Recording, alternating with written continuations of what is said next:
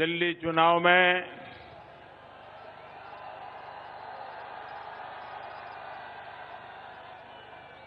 Bharatiya Janata party का नेतृत्व कर रही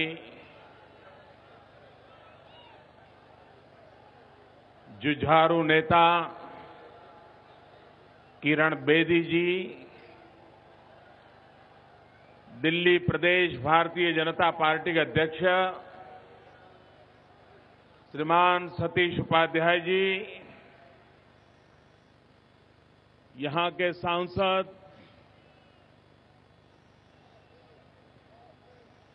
श्री प्रवेश साहिब सिंह जी,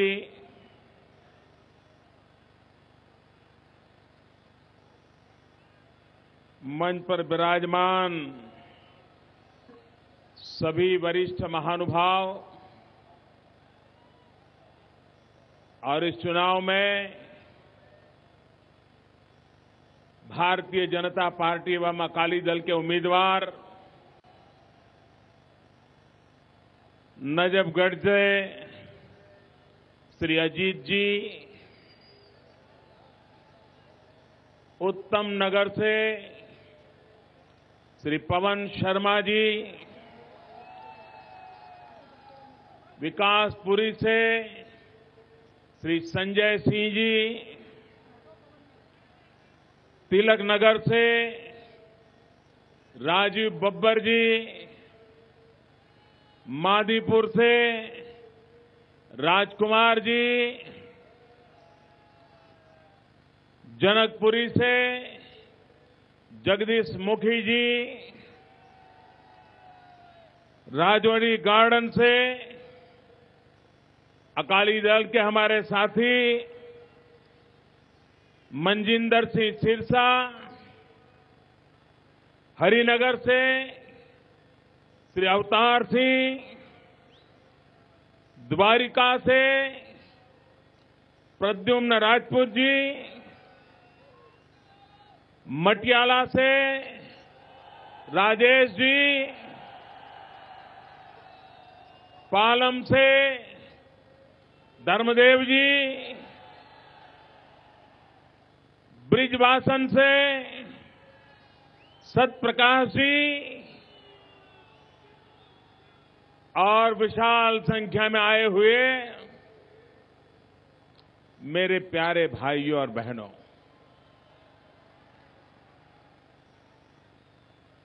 मैं असली द्वारिका वाला हूं।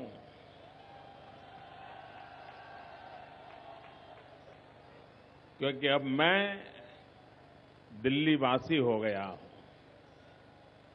आपका हो गया हूं।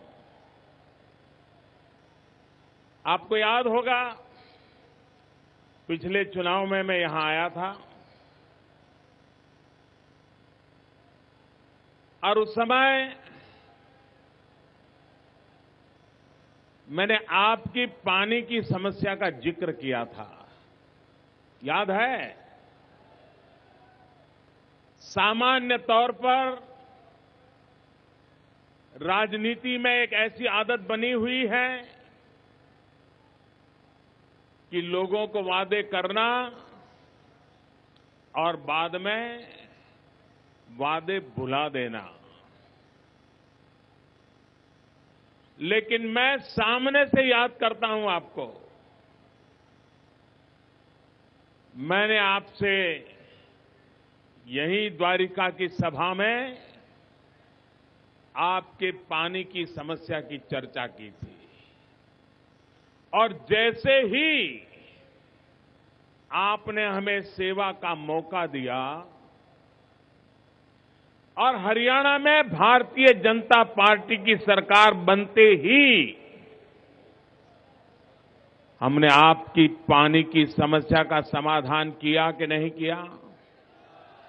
पानी पहुंचना शुरू हुआ कि नहीं हुआ? एक समय था जब दिल्ली में भी कांग्रेस की सरकार थी, हरियाणा में भी कांग्रेस की सरकार थी। हरियाणा में कांग्रेस की सरकार पानी के नाम पर वहां किसानों को भड़काती थी और दिल्ली की सरकार पानी के नाम पर दिल्ली वासियों को भड़काती थी। हरियाणा और दिल्ली के आपस में तनाव पैदा करना और अपनी राजनीति करते रहना, यही चरित्र इस देश में कांग्रेस पार्टी ने पैदा किया था। हमने आते ही रास्ते खोजने का प्रयास किया, समस्याओं के समाधान के लिए दिन रात जूझते रहना, मेहनत करना, सामान्य मानवी की जिंदगी में बदलाव कैसे आए, उसकी आशा आकांक्षाओं को पूर्ण करने के लिए क्या प्रयास किए जाएं, इसी पर सोचते रहते हैं, इसी पर रास्ते खोजते रहते हैं और हो सके उतना जल्दी उसकी अमलवारी करते हैं। भाइयों बहनों,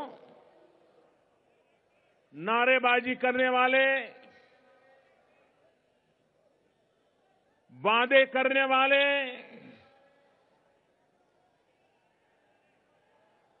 यहां तो दो दल ऐसे चुनाव लड़ रहे हैं हमारे खिलाफ जिनके बीच में सरकार बनाने के लिए पर्दे के पीछे सौदे होते हैं। जनता को धोखा देकर के पर्दे के पीछे दोस्ती कर करके सरकार बनाई जाती है और अब जब चुनाव आया तो इन दोनों दलों के बीच में एक स्पर्धा चल रही है। रोज सुबह उठ करके तय करते हैं कि आज कौन सा बड़ा झूठ फेंका जाए, आज सनसनी पैदा हो, ऐसी कौन सी खबर को लाया जाए ताकि टीवी मीडिया में कुछ जगह हमारी में बन जाए। एक तरफ झूठे वादों की स्पर्धा हो रही है, झूठ बोलने की स्पर्धा हो रही है, झूठे आरोप लगाने की स्पर्धा हो रही है। एक प्रकार से लग रहा है शायद पहले कभी दिल्ली के चुनाव पर झूठ का इतना साया सवार नहीं हुआ होगा जितना इस चुनाव में झूठ का सहारा लिया जा रहा है। भोला भाला चेहरा करके जनता को मूर्ख बनाना और जब अंदरूनी बातें करते हैं तो कहते हैं अरे भाई छोड़ो, आखिरकार 24 घंटे का सवाल होता है, आप आज एक झूठ फेंको, लोग उसकी सच्चाई खोज करके आएंगे, तब तक 24 घंटे में दूसरा झूठ फेंक देंगे, लोग पहले वाला भूल जाएंगे। यही कारोबार चला है। सरकार चलाना, राजनीति करना एक गंभीर जिम्मेवारी होती है। पसीना बहाना पड़ता है, सामान्य से सामान्य मानवी के दुख दर्द को सुनना पड़ता है, समझना पड़ता है। भागने से काम नहीं चलता है। आंख से आंख मिला करके उसके दर्द को पढ़ना पड़ता है और तब जाकर के उसकी कठिनाइयों को समझे बिना रास्ते नहीं निकलते। और इसलिए मेरे प्यारे भाइयों बहनों, दिल्ली को एक जिम्मेवार सरकार की आवश्यकता है। दिल्ली को एक संवेदनशील सरकार की आवश्यकता है। दिल्ली में जो यहां की धरती से जुड़े हुए हैं, जिन्होंने अपनी जिंदगी के महत्वपूर्ण वर्ष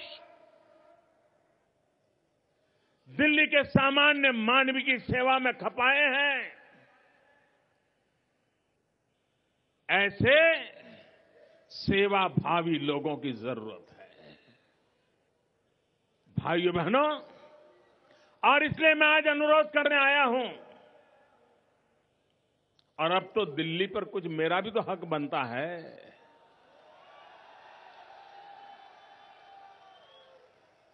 मुझे हक कुछ पाने के लिए नहीं चाहिए। आपने मुझे इतना दिया है, इतना दिया है, मेरे लिए मैं आपसे और कुछ नहीं मांगूंगा। लेकिन अगर मैं चाहता हूं, आपने मुझे जो दिया है, दिल्ली मुझे 7 लोकसभा की सीटें दें और पूर्ण बहुमत की दिल्ली में सरकार बनाने के लिए अवसर दे, इससे बड़ी कोई बात नहीं होती है भाइयों। आपने मुझे वो दिया है, अब मुझे ब्याज समेत उसे लौटाना है। विकास करके लौटाना है। यहां की समस्याओं का समाधान करके लौटाना है। और इसलिए मेरे भाइयों बहनों, मुझे आप सेवा करने का मौका दीजिए। आपकी समस्याओं का समाधान करने के लिए एक टेबल पर बैठ करके बातचीत कर सकूं, ऐसी मुझे दिल्ली में सरकार दीजिए।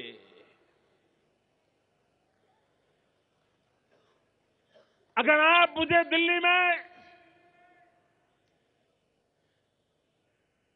दिन रात आंदोलन करने की आदत रखने वाली सरकारें बनाओगे, तो न उनको बातचीत में इंटरेस्ट होगा, न वो समस्याओं के समाधान में इंटरेस्टेड होंगे। उनको तो सिर्फ टीवी में जगह मिल जाए, बस उनका काम हो गया। भाइयों बहनों, टीवी में जगह पाने के लिए सरकारें नहीं चलानी होती है, सरकार चलानी होती है जनता जनार्दन के दिलों में जगह बनाने के लिए, उनके दुख दर्द को मिटाने के लिए, उनको कठिनाइयों से मुक्ति दिलाने के लिए। और इसलिए मेरे भाइयों बहनों, मैं आज आपके पास आशीर्वाद मांगने के लिए आया हूं। मुझे बताइए, पेट्रोल के दाम कम हुए कि नहीं हुए? ऐसे नहीं, पूरी ताकत से बताइए, पेट्रोल के दाम कम हुए कि नहीं हुए?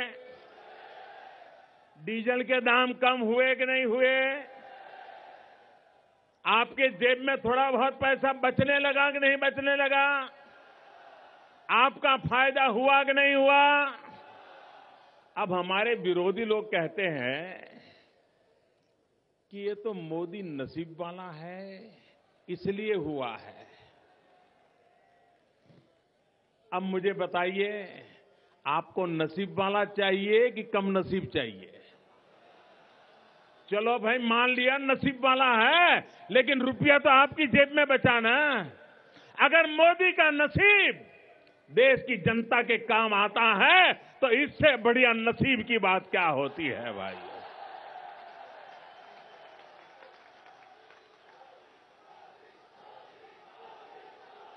ये देश का दुर्भाग्य रहा।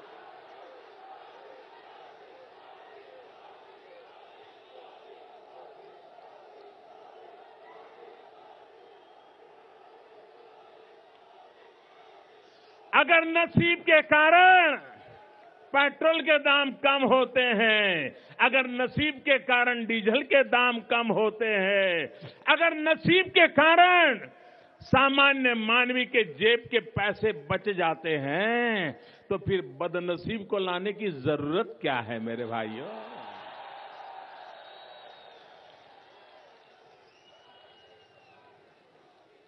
अच्छा, हमारे कांग्रेस के मित्रों को और हमारे विरोधियों को इस बात का भी दर्द हो रहा है कि मोदी नसीब वाला है।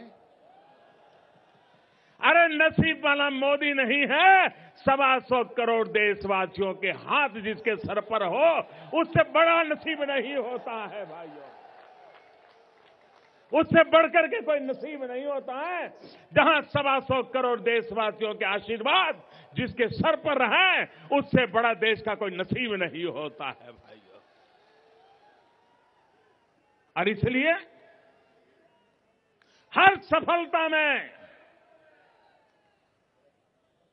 झूठ के सहारे नई नई बातें बताते रहना और देश को गुमराह करने का प्रयास होना।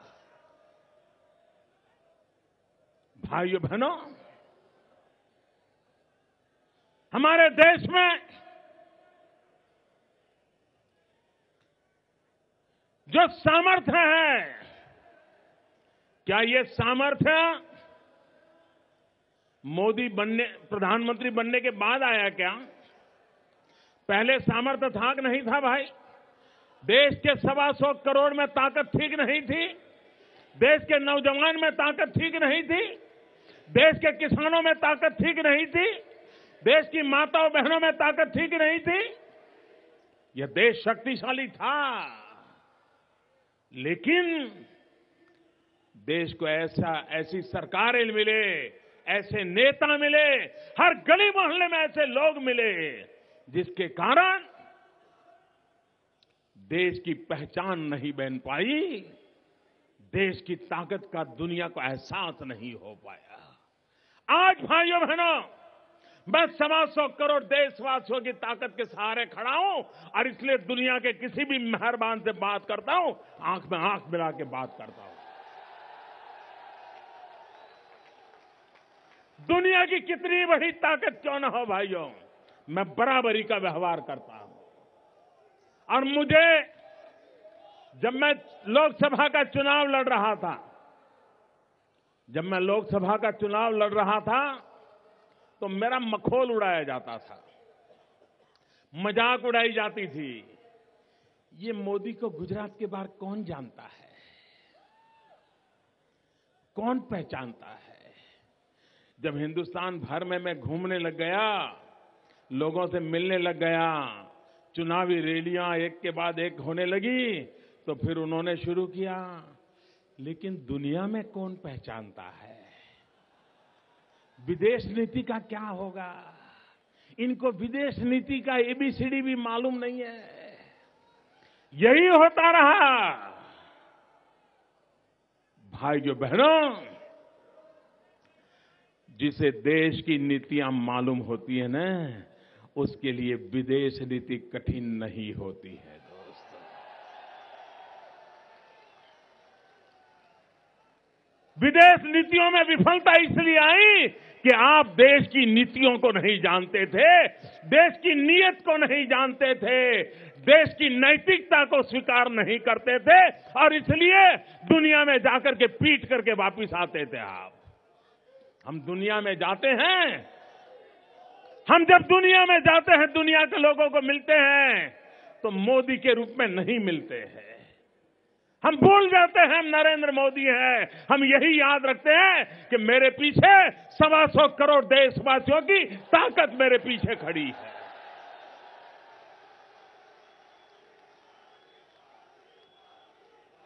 यही ताकत होती है।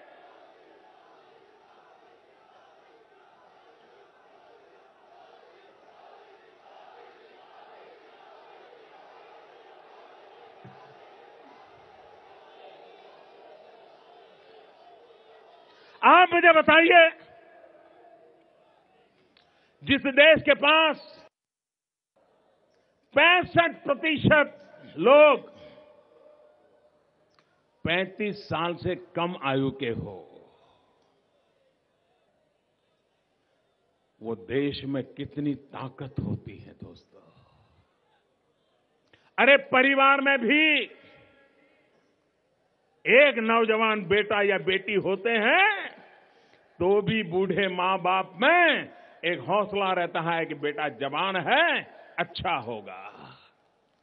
ये इतना बड़ा देश है जहां 65% लोग 35 साल से कम उम्र के हैं और दुनिया का अधिकतम देश बहुत तेजी से बूढ़े होते जा रहे हैं और दुनिया में हिंदुस्तान बहुत तेजी से जवान होता जा रहा है। और इसलिए विश्व में भारत एक शक्तिशाली युवा देश के रूप में उभर करके आया है और इस परिस्थिति का मैं लाभ लेना जानता हूं मित्रों। विश्व में भारत का लोहा कैसे मनवाया जाए ये मैं भली भांति जानता हूं, क्योंकि मैं देश को जानता हूं, देश के लोगों को जानता हूं और यही मेरी ताकत है। मेरे पास किताबी ज्ञान नहीं है, मेरे पास जन जन की शक्ति की पहचान है और उसी के भरोसे मैं देश की नैया को आगे ले जा रहा हूं और उसी प्रकार से मैं दिल्ली को भी नई ऊंचाइयों पर ले जाना चाहता हूं। भाइयों बहनों, दिल्ली ये सिर्फ दिल्ली सरकार का खेल नहीं है, यह दिल्ली की सरकार की जिम्मेवारी सिर्फ नहीं है। मैं मानता हूं भारत सरकार ने भी दिल्ली के संबंध में विशेष जिम्मेवारी उठानी चाहिए। दिल्ली एक प्रकार से लघु भारत है, लघु भारत। हिंदुस्तान का कोई कोना ऐसा नहीं होगा जिसके लोग दिल्ली में न रहते हो। यहां हर भाषा भाषी लोग मिलेंगे, हर कोने के लोग मिलेंगे और दिल्ली देश की राजधानी है। उसकी आन बान शान ये हिंदुस्तान की आन बान शान का प्रतीक है और इसलिए मेरे भाइयों बहनों, हमें दिल्ली आन बान शानदार बनाना है। भाइयों बहनों, ये मेरा सौभाग्य है कि मैं पूर्वांचल का हूं और पूर्वांचल का व्यक्ति आज देश का प्रधानमंत्री बना है। बनारस के लोगों ने मुझे जिता करके भेजा है, पूर्वांचल के लोगों ने मुझे प्यार दिया है, आशीर्वाद दिए हैं और इसलिए मैं जब मेरा लोकसभा चुनाव कहां से लड़ूंगा वो तय नहीं हुआ था, तब भी मैंने एक बार विस्तार से कहा था कि अगर हमें भारत का भाग्य बदलना है तो भारत में संतुलित विकास होना जरूरी है। किसी एक इलाके में विकास होने से देश का विकास नहीं होगा। आप साइकिल की ट्यूब में हवा भरें, लेकिन एक कोने में गुब्बारा हो जाए और हवा वहीं पहुंच जाए तो साइकिल चलेगी क्या? साइकिल तो तब चलेगी जब हवा पूरी ट्यूब में समान रूप से फैली हो। विकास भी सर्वसमावेशक हो, सार्वदेशिक हो, सर्वस्पर्शी हो, सर्वहितकारी हो। अगर अकेला हिंदुस्तान का पश्चिमी छोर आगे बढ़ जाएगा और हिंदुस्तान का पूर्वांचल पीछे रह जाएगा तो ये देश प्रगति नहीं कर सकता है। अगर गुजरात आगे बढ़ता है, राजस्थान आगे बढ़ता है, महाराष्ट्र आगे बढ़ता है, कर्नाटक आगे बढ़ता है, हरियाणा पंजाब आगे बढ़ता है, लेकिन अगर मेरा पूर्वी उत्तर प्रदेश, बिहार, आसाम, नॉर्थ ईस्ट, उड़ीसा ये अगर आगे नहीं बढ़ेंगे तो देश आगे नहीं बढ़ सकता है। और इसलिए हमारी कोशिश है कि आने वाले समय में देश का ये जो पूर्वी हिस्सा है वो भी विकास की नई ऊंचाइयों को पार करे और विकास इतना हो कि दिल्ली वालों को लगे कि भले एक बिजनेस यहां चलता है, लेकिन अब दूसरा बिजनेस जाकर के पटना में करूं, गुवाहाटी में करूं और मैं वहां पर अपना हाथ पैर फहराऊं, यहां तक मुझे आगे ले जाना है। और इसलिए भाइयों बहनों, मैं चुनाव भी लड़ा था विकास के मुद्दे पर, मैं सरकार भी चलाता हूं विकास के मुद्दे पर, और आज दिल्ली की जनता को भी कहने आया हूं कि हमारी सभी समस्याओं का समाधान उसकी एक ही जड़ी बूटी है। हमारे हर दुख की दवाई एक ही जड़ी बूटी है। हमारे सपनों को साकार करने का मार्ग एक ही जड़ी बूटी है, और उस जड़ी बूटी का नाम है विकास। उस जड़ी बूटी का नाम है विकास।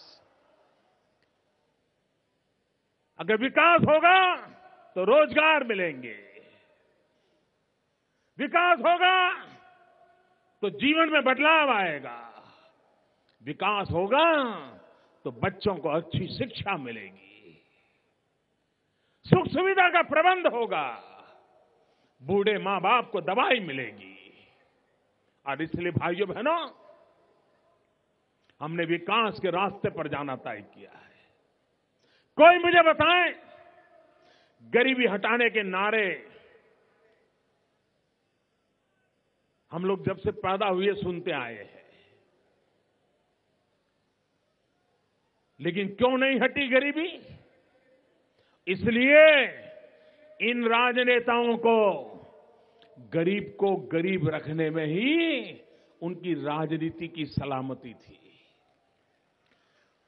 इन लोगों ने अपनी राजनीति की सलामती की चिंता की है, आपके सपनों की, जीवन की सलामती की चिंता नहीं की है। और इसलिए मैं भाइयों बहनों कहता हूं, कैसे बदलाव आता है। आप देखिए, एक छोटी योजना, प्रधानमंत्री जन धन योजना। जब बैंकों का राष्ट्रीयकरण हुआ था, गरीबी हटाने के नारे लगाए गए थे और हिंदुस्तान की जनता को कहा गया था कि अब बैंक ये धन्ना सेठों के पास है, ये बैंक पर अमीरों का कब्जा है, ये उनसे ले लिया जाएगा और ये बैंक, उसका खजाना गरीबों को दे दिया जाएगा। ऐसे नारे लगाए गए थे। बैंकों का राष्ट्रीयकरण कर दिया गया। 40 साल हो गए, 40 साल। मैं पूछना चाहता हूं मेरे भाइयों बहनों, क्या आपने कभी किसी गरीब को बैंक में देखा था? मैं आपसे पूछ रहा हूं, आपने 40 साल में कभी गरीब को बैंक में देखा था? क्या कोई गरीब बैंक में खाता खोलने के लिए जाइए हिम्मत तक कर सकता था? अरे बैंक के दरवाजे के बाहर खड़ा रहता था तो भी सिपाही उसको भगा देता था। वो दिन आपने देखे थे कि नहीं देखे थे? अगर देश की अर्थधारा की मुख्य धारा में आपका गरीब को एंट्री नहीं है तो गरीबी के खिलाफ लड़ाई कैसे लड़ोगे भाइयों? गरीबियों के खिलाफ लड़ाई कैसे लड़ोगे? और इसलिए भाइयों बहनों, हमने आते ही तय किया और मैंने 15 अगस्त को घोषित किया था कि 26 जनवरी के पहले, और मैं काम समय सीमा में करता हूं, होगा, देखेंगे, सोचा है, हाँ बात चल रही है, हाँ मीटिंग होने वाली है, ये मेरी काम करने का तरीका नहीं है जी। ये गपोड़बाजी करना मुझे पसंद नहीं है भाइयों। जितना हो सकता है ईमानदारी से कहता हूं, जहां नहीं हो सकता है हाथ जोड़ करके माफी मांगता हूं कि भैया लगता नहीं है ये हो पाएगा। देश की जनता को सच्चाई में भरोसा होता है भाइयों। और प्रधानमंत्री जन धन योजना लागू की, समय सीमा में लागू की, गरीबों का बैंक में खाता खुल गया। खाता खुल गया इतना ही नहीं, गरीबों को रुपये का कार्ड दिया गया। गरीब को 1,00,000 रुपये का अकस्मात बीमा दिया गया। 1,00,000 रुपये का, एक भी पैसा लिए बिना दिया गया। आजाद हिंदुस्तान में पहली बार हुआ है और नई सरकार के इतने कम समय में हुआ है भाइयों। बीमार है, 30,000 रुपये तक की बीमारी की जिम्मेवारी सरकार ने उठाने का फैसला कर लिया भाइयों। और गरीब देखिए, हमारे देश के गरीब की अमीरी देखिए साहब। सरकार ने तो कहा था गरीबों को कि आप जीरो बैलेंस से अकाउंट खोल सकते हैं, एक भी नया पैसा नहीं होगा तो भी बैंक आपका खाता खोल देगी। उसके बावजूद भी मेरे देश के गरीबों की अमीरी देखिए।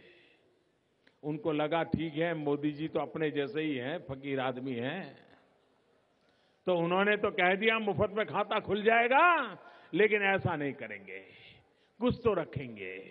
भाइयों बहनों, मैं आज गर्व के साथ कहता हूं, ये जो बैंक के खाते खुले न गरीबों के, इन गरीबों ने किसी ने 10 रुपया, किसी ने 100 रुपया, किसी ने 200 रुपया बैंक में जमा करवाया, बिना पैसे खाते नहीं खुलवाए और करीब करीब 10,000 करोड़ रुपया जमा किया। 10,000 करोड़ रुपया जमा किया। ये है मेरे देश के गरीबों की अमीरी भाइयों। और जिस देश के गरीबों के पास इतनी अमीरी हो तो उन गरीबों के लिए जिंदगी खपा देने का भी एक आनंद और होता है भाई। उनके लिए जीने का एक अलग आनंद होता है, उनके लिए काम करने का अलग आनंद होता है। और तभी तो भाइयों हमने निर्णय किया। मैं जब से दिल्ली के विषय में सुनता, एक बार बार बार सुनता, हर चुनाव में सुनता था, हर राजनेता के मुंह से सुनता था, unauthorise colony, unauthorise colony, unauthorise colony और अनऑथोराइज वादे। एक तरफ अनऑथोराइज कॉलोनी, दूसरी तरफ अनऑथोराइज वादे, यही चलता था। भाइयों बहनों, हमने हिम्मत के साथ फैसला कर लिया, उनको ऑथोराइज करने का। किया कि नहीं किया? काम पूरा किया कि नहीं किया? लेकिन मैं वहां रुकने वाला नहीं हूं, आपको अपने नसीब पे छोड़ने वाला नहीं हूं। आपका नसीब मेरे नसीब से भी जुड़ा हुआ है और इसलिए अब मेरा जिम्मा बनता है कि इनको ऑथोराइज तो कर दिया, अब पुलिस वाला जाकर के डंडा नहीं चलाएगा, म्युनिसिपैलिटी वाला जाकर के आंख नहीं दिखाएगा, लेकिन सुविधा का क्या? और इसलिए हमारी प्राथमिकता होगी इन अनऑथोराइज कॉलोनी में भी सुविधाएं मिले, व्यवस्थाएं मिले, उनके जीवन में बदलाव आए,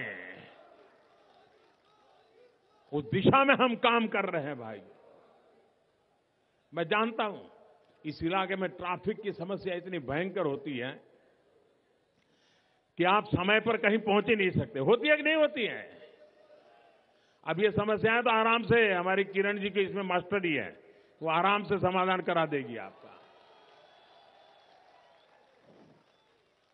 भाइयों बहनों, समस्या का समाधान करना चाहिए, उस दिशा में हम काम कर रहे हैं। दिल्ली में आने वाला व्यक्ति मोबाइल फोन तो खरीद सकता है, कभी घर में छोटा सा टीवी भी ला लेता है, लेकिन अव्यवस्था के कारण, महंगाई के कारण, कानूनी मुसीबतों के कारण कभी वो अपना घर का घर नहीं बना पाता है। हर इंसान का एक सपना होता है बच्चों को अच्छी शिक्षा देना, दूसरा सपना होता है अपना घर हो, खुद का घर हो। हर किसी की इच्छा होती है। क्या भाइयों बहनों, आजादी के इतने साल के बाद मेरे देशवासियों को अपना खुद का छत होना चाहिए कि नहीं होना चाहिए? मुझे ताकत से बताओ भाइयों, होना चाहिए कि नहीं होना चाहिए? जहां झोपड़ी वहां मकान होना चाहिए कि नहीं होना चाहिए? गरीब को भी सम्मान से जीने का हक होना चाहिए कि नहीं होना चाहिए? हमने ठान ली है, जहां झुग्गी है, झोपड़ी है, गरीब हैं, उनको अपना पक्का मकान देना है मुझे। और मकान भी वो जिसमें पानी हो, मकान वो जिसमें बिजली हो, मकान वो जिसमें शौचालय हो, मकान वो जहां नजदीक में उसकी रोजी रोटी चलती रहती हो। ऐसा नहीं कि यहां से झोपड़ी हटाई और उसको यमुना पार कहीं फेंक दो, नहीं। जहां झोपड़ी होगी, जहां झोपड़ी होगी, वहीं पर ऊंची इमारतें बना करके उसको पक्का मकान देने का मैंने निर्णय किया है। 2022 में जब भारत की आजादी के 75 साल होंगे, आजादी के दीवानों को, जिन सपनों को लेकर के फांसी के तख्त पर चढ़ गए थे, जिन सपनों को लेकर के जवानी जेल में खपा दी थी, महात्मा गांधी के नेतृत्व में आजादी की जंग चली थी, उन सभी आजादी के दीवानों को जब आजादी के 75 साल हो तो इस बात का संतोष हो कि मेरे आजाद हिंदुस्तान में अब गरीब से गरीब व्यक्ति भी अपने खुद के घर में रहने लगा है। ये काम मुझे करना है। इस काम को पूरा करने के लिए मुझे आपके आशीर्वाद चाहिए। भाइयों बहनों, हमें दिल्ली को एक नई ऊंचाइयों पर ले जाना है। झूठे वादों से, भड़काऊ भाषणों से, 24 घंटे की चाल चलने वालों से देश नहीं चला करते हैं दोस्तों। शासन चलाना एक गंभीर जिम्मेवारी होती है और उसको पूरा करने के लिए आज भारतीय जनता पार्टी सफल रही है। जहां जहां भारतीय जनता पार्टी की सरकारें हैं, बार बार चुनी जा रही है। एक समय था ये मध्य प्रदेश बीमारू राज्य कहा जाता था। मध्य प्रदेश में बीजेपी की सरकार बनी, ज्यादा समय नहीं, 10 साल हमको अवसर करा, सेवा का अवसर मिला, 10 साल। अभी और 5 साल लोगों ने फिर से दे दिया है। 10 साल के भीतर भीतर हमारे शिवराज सिंह चौहान के नेतृत्व में मध्य प्रदेश को बीमारू राज्य से बाहर निकाल करके समृद्ध राज्य की बराबरी में ला करके रख दिया। छत्तीसगढ़ नक्सलवाद की हिंसा से, लहू से तरबतर डॉक्टर रमन सिंह ने हिम्मत के साथ हौसले बुलंद रखते हुए काम किया। और किसी जमाने में पंजाब और हरियाणा या पश्चिमी उत्तर प्रदेश जो देश का पेट भर देते थे, दान पैदा करते थे, आज उसी की बराबरी छत्तीसगढ़ आकर के खड़ा हो गया भाइयों। वही लोग, वही धरती, वही खेत, वही किसान, लेकिन सरकार बदलते ही परिस्थिति बदल गई भाइयों। और इसलिए हमारा ट्रैक रिकॉर्ड देखिए, हमारी एक एक सरकार का काम देखिए, और हर सरकार ने उन राज्यों के जीवन में बदलाव लाया है। जब भी अवसर मिला है, लोगों की जिंदगी में बदलाव लाने के लिए हमने कोई कमी नहीं रखी है, कोई कोताही नहीं बरती है। और इसलिए भाइयों बहनों, हमारे ट्रैक रिकॉर्ड के आधार पर हम आपसे आशीर्वाद मांगते हैं। और मेरी दिल्ली वासियों से प्रार्थना है, गलती से भी आधा अधूरा मत करना।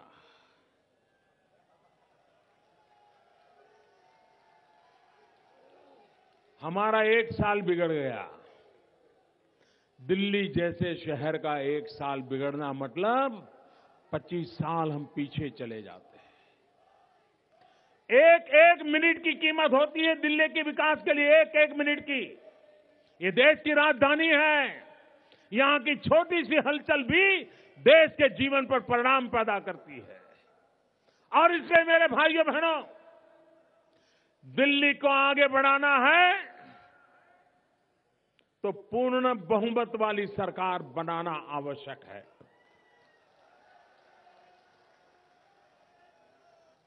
स्थिर सरकार चाहिए, जिस पर भरोसा कर सके ऐसी सरकार चाहिए। मुझे बताइए, दिल्ली में अगर आपने बीजेपी की सरकार बनाई और बीजेपी की सरकार बनाने के बाद यहां जो सरकार में बैठे रहेंगे उनको मोदी का डर रहेगा कि नहीं रहेगा? भारत सरकार का डर रहेगा कि नहीं रहेगा? गलत करने से 50 बार सोचेंगे कि नहीं सोचेंगे? ढीला ढाला काम करने से भी 50 बार सोचेंगे कि नहीं सोचेंगे? लेकिन जिनके ऊपर कोई है ही नहीं, उनको कोई परवाह है क्या? उनको कोई पूछने वाला नहीं। ऐसे लोग बैठेंगे तो क्या होगा आपको भाई? सिवाय बर्बादी कुछ नहीं मिलेगा भाइयों, सिवाय बर्बादी कुछ नहीं मिलेगा। और इसलिए मैं आज आग्रह करने आया हूं, ये जनता जनार्दन हमारा हाईकमांड है, यही हमारा हाईकमांड है। हम उसी की इच्छा के अनुसार आगे बढ़ना चाहते हैं। हम दिल्ली को पूर्ण बहुमत के साथ एक प्रगतिशील, भरोसे वाली किरण बेदी के नेतृत्व में एक सरकार देना चाहते हैं। और मैं आपसे आग्रह करने आया हूं कि आप दिल्ली को भारतीय जनता पार्टी की पूर्ण बहुमत वाली सरकार दीजिए, भारी मतदान कीजिए और आपके सपनों को साकार कीजिए। और मुझे ब्याज समेत जो लौटाना है ना, वो लौटाने का मौका दीजिए। मुझे विकास करके लौटाना है, विकास करके लौटाना है। उसके लिए मुझे अवसर दीजिए। फिर एक बार आपको बहुत बहुत धन्यवाद। दोनों मुट्ठी बंद करके मेरे साथ भारत माता की जयकार बुलाइए। सभी उम्मीदवार यहां आ जाए भाई, सारे उम्मीदवार आ जाए, उम्मीदवार आ जाए आगे। किरण जी आप भी आ जाइए। भारत माता की आवाज दूर दूर पहुंचनी चाहिए। भारत माता की, भारत माता की, भारत माता की। बहुत बहुत धन्यवाद।